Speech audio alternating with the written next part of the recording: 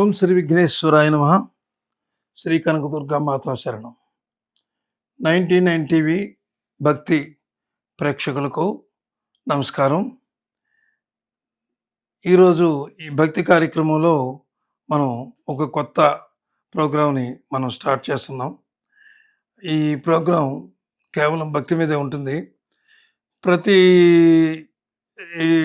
ప్రతి ప్రోగ్రాంలో కూడా ఒక్కొక్క టెంపుల్ గురించి మనం మాట్లాడతాం. అంచేత ఈరోజు మనం మాట్లాడుకోబోయే టెంపుల్ ఏమిటంటే గణేష్ మహారాజ్, విఘ్నేశ్వరుడు, వినాయక స్వామి. ఆయన గురించి మనం మాట్లాడుకుందాం. అయితే ఆయనకి ప్రపంచమంతా టెంపుల్సే, అందరి మనసుల్లోనూ ఆయనే ఉంటాడు. కానీ మనకు దగ్గరలో ఉన్నటువంటి ఒక చారిత్రాత్మకమైనటువంటి ఒక పుణ్యక్షేత్రం, అద్భుతమైనటువంటి పుణ్యక్షేత్రం కాణిపాకం వినాయక స్వామి వారి టెంపుల్. ఈ కాణిపాక వినాయక స్వామి వారి టెంపుల్కి ఒక ప్రత్యేకత ఉందన్నమాట. ఆ ప్రత్యేకత ఏమిటంటే అక్కడ ఇది ఇప్పటిది కాదు, ఇది ఏనాడుదో అన్నమాట. ఇది చాలా చరిత్ర ఉన్నటువంటి టెంపుల్ ఇది. ఈ టెంపుల్లో ఒక ఎన్నో మహిమలు జరుగుతూ ఉంటాయి. అంటే అక్కడ అర్చకులు, అక్కడ భక్తులు, అక్కడ పనిచేసే వాళ్ళందరూ చెప్తూ ఉంటారనమాట.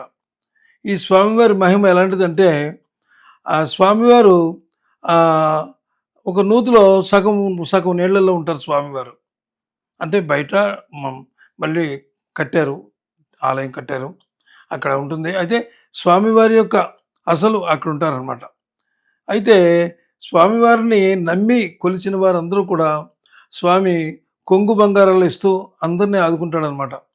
ఆ స్వామి ఎప్పుడైనా సరే వినాయక స్వామిని నమ్మిన వాళ్ళకి ఎవ్వరికీ కూడా ఆయన లోటు చేయడు. అద్భుతమైనటువంటి అంటే భక్తి శ్రద్ధలతో కొలవాలి స్వామిని.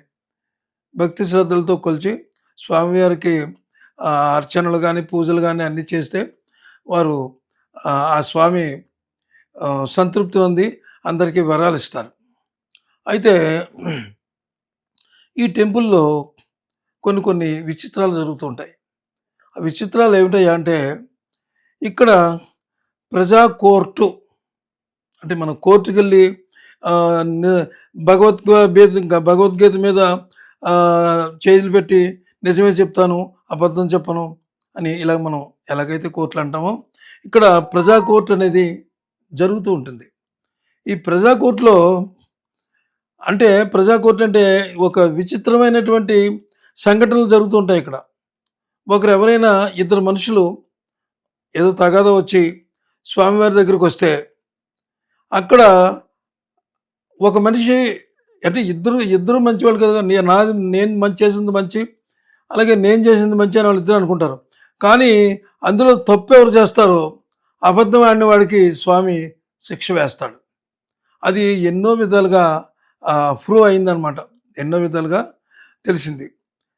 ఎందుకంటే తప్పు చేసిన వాళ్ళు, అబద్ధం ఆడేవాళ్ళు స్వామి దగ్గరికి రావాలంటే గజ ఉనికిపోతారనమాట. గజ ఉనికిపోవడం ఏంటి, అసలు అబద్ధం ఆడేవాడు ఎవడు కూడా ఇక్కడికి రాడు. కాబట్టి అబద్ధం ఎవరు ఆడతారో, అబద్ధం ఆడలేని వాళ్ళు, అబద్ధం ఆడితే మాత్రం దూరంగా ఉండాలి. నిజం చెప్పేవాళ్ళు స్వామివారిని అనుకూలిస్తారు. అదొక చాలా శుభమైనటువంటి పరిణామం స్వామివారికి. అదంటే భక్తులు నిలవేళ్ళేందుకు కూడా ఆయన చూస్తూ ఉంటాడు. అయితే ఇంకొక విషయం ఏమిటంటే అక్కడ నాగుపాము, స్వామివారి దగ్గరికి ఎప్పుడూ కూడా ఒక పాము వస్తూ ఉంటుందట. ఆ పాము వచ్చి స్వామివారి ముందు కొన్ని క్షణాలు ఉండి, మరి అది అవినాభావ సంబంధము, పరమేశ్వరుడి మెడలో ఉండేటటువంటి ఆ మహానుభావుడు యొక్క నాగరాజు వస్తాడో స్వయంగా తెలియదు, కానీ అవినాభావ సంబంధం ఏంటో ఆ పాము వచ్చి అక్కడ కొన్ని క్షణాలు నిలబడి మళ్ళీ వెళ్ళిపోతుందట. ఆ పాము ఎవరికి ఏ రకమైనటువంటి అపకారం చేయదట. అంత అద్భుతమైనటువంటి అక్కడ ఆ విధమైనటువంటిది ఒకటి ఉంది. అయితే ఇంకొక విషయం ఒకటి ఉంది అక్కడ. అందరికీ ఆశ్చర్యం కలిగించే విషయం ఏమిటంటే స్వామివారు రోజు రోజుకి కూడా కొంచెం కొంచెం కొంచెం కొంచెం పెరుగుతూ ఉంటారట. అంటే ఏనాడో చేయించినటువంటి స్వామివారికి ఈ కవచం, రక్షా కవచం ఉంటుంది కదా! అదే వెండితోటి, బంగారంతోటి చేయిస్తారు. ఇట్లా తొడుక్కునేది. అది సరిపోవట్లేదట. అంటే స్వామివారు పెరుగుతున్నాడనమాట. అంగాంగం అంగాంగం కూడా స్వామివారు అలాగా కొంచెం పెరగడం, పెరగడం, పెరగడం, పెరగడం ఉంటుందట. అదొక గొప్ప మరి నిజంగా భూలోకంలో ఎలాంటి ఇంత మహాత్యం ఉన్నటువంటి ఇంత మహాత్యం ఉన్నటువంటి ఈ టెంపుల్ని నిజంగా ఎవరైనా దర్శిస్తే వాళ్ళ సకల పాపాలు పోతాయని చెప్పి అందరూ చెప్పుకుంటారనమాట. అదొక విషయం. అది అలా ఉంటే ఇక్కడ ఇంకోటి ఏంటంటే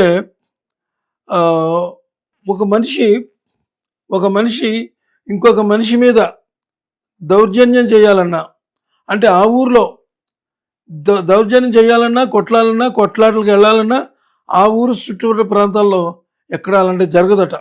ఎందుకంటే అందరికీ తెలుసు, నువ్వు దేవుడి మీద ప్రమాణం చేస్తావా అని అడుగుతారట ముందు. వినాయక స్వామి వారి మీద ప్రమాణం చేస్తావా, నువ్వు నన్ను కొట్టలేదని అంటే ఇంకేమంటాడు? కొట్టలేదని అనలేడు కదా, కొట్టానని చెప్పాలి. కొట్టానని చెప్తే అక్కడ అబద్ధం ఆడకూడదు, స్వామివారికి కోపం వస్తుంది. ఆ రకమైనటువంటి అక్కడ అద్భుతమైనటువంటి ఆ రకమైనటువంటి అక్కడ ఉండేటటువంటి పరిసర ప్రాంతాల్లో ఉండేటటువంటి జీవించే జనం కూడా స్వామివారిని ఎంతో కొలిసి అక్కడ ఏ రకమైనటువంటి అల్లకల్లోలకు జరగకుండా చక్కగా మంచి మంచి మనసుతో మంచి భక్తి మార్గంతో ఉంటారని చెప్పి అక్కడ అందరూ అనుకుంటారు. ఇక స్వామివారికి రోజు కూడా నైవేద్యం, పూజలు అన్నీ సకల అన్ని రకాలైనటువంటి పిండి వంటలతో చక్కటి నైవేద్యం పెట్టి చేస్తూ ఉంటారు. అయితే వాటన్నిటికంటే ముఖ్యమైనది అంటే పర్వదినాల్లో చేస్తూ ఉంటారు. ఆయనకి అందరికీ తెలుసున్నది, ఆయనకి మంచి ఇష్టమైనటువంటి రోజు ఏమిటో, ఆ పర్వదినం ఏమిటో మనకు అందరికీ తెలుసు. ఆ పర్వదినమే వినాయక చవితి. వినాయక చవితి నాడు వినాయక చవితి 9 రోజులు చేస్తూనే ఉంటారు కదా.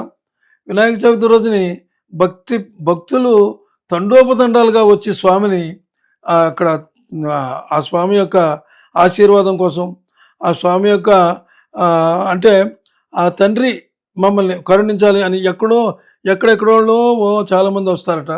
అది కాకుండా అక్కడ ఆ చుట్టుపక్కల ప్రాంతాల వాళ్ళు వచ్చి 2 రోజులు 3 రోజులు ఉండిపోతారట అక్కడ. ఎందుకు? ఆ స్వామివారి ఊరేగింపు ఉంటుంది కదా చివరిలో, అక్కడ ఊరేగింపులో అందరూ కూడా పాల్గొని స్వామివారి దగ్గరికి వెళ్ళి స్వామివారిని అంటే మామూలుగా స్వామివారికి ప్రతి టెంపుల్లోనూ కూడా ఒక విగ్రహాన్ని పెడతారు కదా. స్వామివారిని నిమజ్జనం చేసి చక్కగా స్వామివారి ఆశీర్వాదాలు పొంది వాళ్ళు తరిస్తారనమాట. అంచేత కాణిపాకం ఎప్పుడైనా సరే, ఎవరైనా సరే కాణిపాకం ఒకసారి వెళ్ళండి, స్వామిని దర్శించుకోండి. ఆయన దగ్గరికి వెళ్ళి వచ్చిన వాళ్ళు ధన కనక వస్తు వాహనాలతోటి తొలుతూగుతారు. స్వామికి అంత మహిమ ఉంది.